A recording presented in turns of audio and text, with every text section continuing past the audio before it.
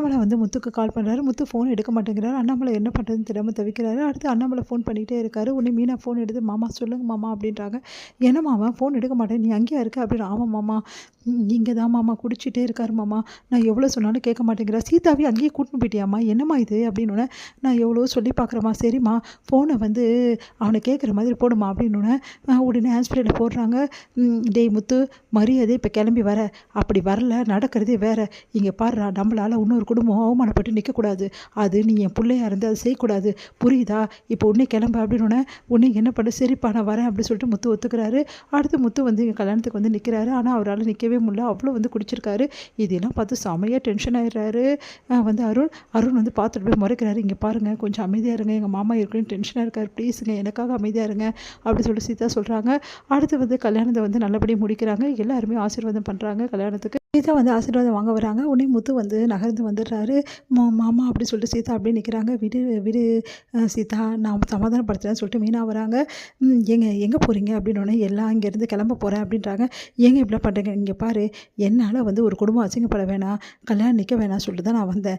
மற்றபடியெல்லாம் வந்து இங்கே இருக்கணுன்ற அவசியம் எனக்கு கிடையாது, முதல்ல நான் கிளம்பி போகிறேன் அப்படின்றாரு. அது கேட்டு வந்து மீனா அதிர்ச்சி அடைகிறாங்க. ஏங்க இப்படியெல்லாம் பண்ணுறீங்க, சொன்னால் கேளுங்க ப்ளீஸுங்க, இங்கேயே இருங்கங்க அப்படின்றாங்க.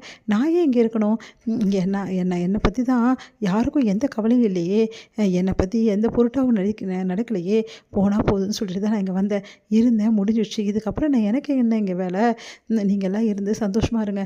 அப்புறம் இன்னொரு விஷயம், இதுக்கப்புறம் நமக்குள்ளே எதுவுமே கிடையாது அப்படின்னு அதிர்ச்சி அடைகிறேன். நீங்கள் என்னங்க பேசுகிறீங்க? ஆமாம், இதுக்கப்புறம் இந்த வீட்டுக்கு நான் வரமாட்டேன், எக்காரணம் கொண்டு உங்கள் வீட்டுக்கு நான் வரவே மாட்டேன். அதே மாதிரி நீயும் என் வீட்டுக்கு வரக்கூடாது, உனக்கும் எனக்கும் எல்லாமே முடிஞ்சு போச்சு அப்படின்றாரு. அதை கேட்டு மீனா அதிர்ச்சி அடைகிறாங்க.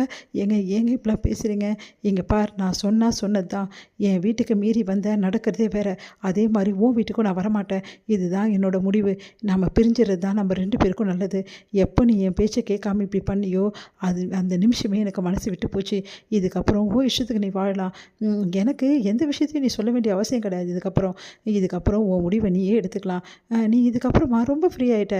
இவ்வளோ நாளாக நீ வந்து எனக்கு வந்து கட்டுப்பட்டு இருக்கணுன்றது கிடையவே கிடையாது. என்கிட்ட இதுக்கப்புறம் எதுவும் சொல்ல வேண்டிய அவசியமும் கிடையாது. நான் உன்னை கேள்வி கேட்க மாட்டேன், ஏன் மீனா இப்படிலாம் பண்ணேன்னு சொல்லிட்டு.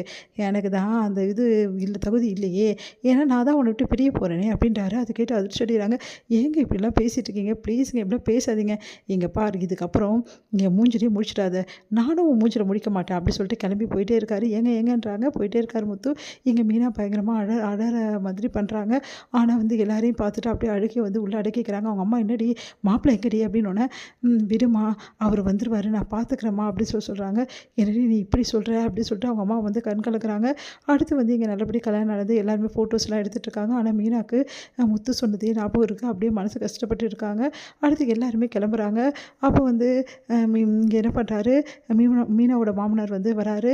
அண்ணாமலை, என்னம்மா நாங்கள்லாம் கிளம்புறோம், நீ அம்மா வீட்டில் இருந்துட்டு அவங்களுக்குலாம் என்னென்ன சடங்கெல்லாம் பண்ணிட்டு அப்புறம் மாமா அப்படின்னு சொன்னோன்னே, சரிங்க மாமா அப்படின்றாரு. அது கேட்டுட்டு வந்து, இங்கே பாருமா, முத்து சொன்னதெல்லாம் மனசில் வச்சுக்காதம்மா, அவன் ஏதாவது ஒன்று குடிச்சிட்டு வளரிட்டு இருப்பான், அதெல்லாம் ஒரு பெரிய விஷயம் இல்லை. நல்லா வந்து முத்துக்கு மரியாதை கொடுத்துட்டீங்க, எனக்கு நல்லாவே தெரியும் இப்படி தான் நடக்கும்னு அப்படின்னு சொல்லிட்டு எப்பவும் போல் வந்து எரிய நெருப்பில் எண்ணெயை ஊற்றுற மாதிரி பேசிகிட்டே போகிறாங்க விஜயா. சரி எல்லாருக்கும் டைம் வச்சு எல்லாம் மீனா, நீங்கள் கவலைப்படாதீங்க, சீக்கிரமாகவே முத்து சரியாயிடுவார், இதுக்கெல்லாம் ஃபீல் பண்ணாதீங்க. நீங்கள் உங்கள் அம்மா வீட்டில் இப்போ கல்யாணம் நடந்திருக்கு, அதெல்லாம் நிறைய வேலை இருக்கும், நீங்கள்லாம் முடிச்சுட்டு அப்புறமா வாங்க மீனா, நாங்கள் கிளம்புறோம் அப்படின்னு சொல்லிட்டு என்ன பண்ணுறாங்க ஸ்ருதி. அதுக்கப்புறமா எல்லாருமே கிளம்புறாங்க.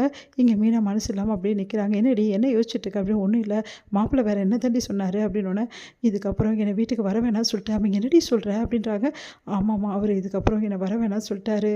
மீனா, உன் வாழ்க்கை இப்படி ஆகிடுச்சேன்னு சொல்லிட்டு அவங்க அம்மா எல்லோரும் இருக்காங்க, இப்போ அழ வேணாம், வந்து சம்பிரதாயம் சாங்கியெல்லாம் நிறைய இருக்கும்ல, அதெல்லாம் பாருங்கம்மா, வந்து நான் சொல்கிறத கேளுங்கம்மா, சீதாக்கா அதெல்லாம் பாருங்கள், என் வாழ்க்கையை எப்படி பார்த்துக்கணும்னு எனக்கு தெரியும், அவர் எங்கே போயிட போகிறாரு, எப்படியும் என்னை கூப்பிட வருவார், கண்டிப்பாக அவரே வந்து கூப்பிட்ற வரைக்கும் நான் போக மாட்டேம்மா அப்படின்றாங்க. அதிர்ச்சி அடைகிறாங்க அவங்க அம்மா. நீ என்னடி இப்படி சொல்கிற அப்படி சொல்லிட்டு. ஆமாம்மா, இதுதான் என்னோடய முடிவு அப்படின்றாங்க.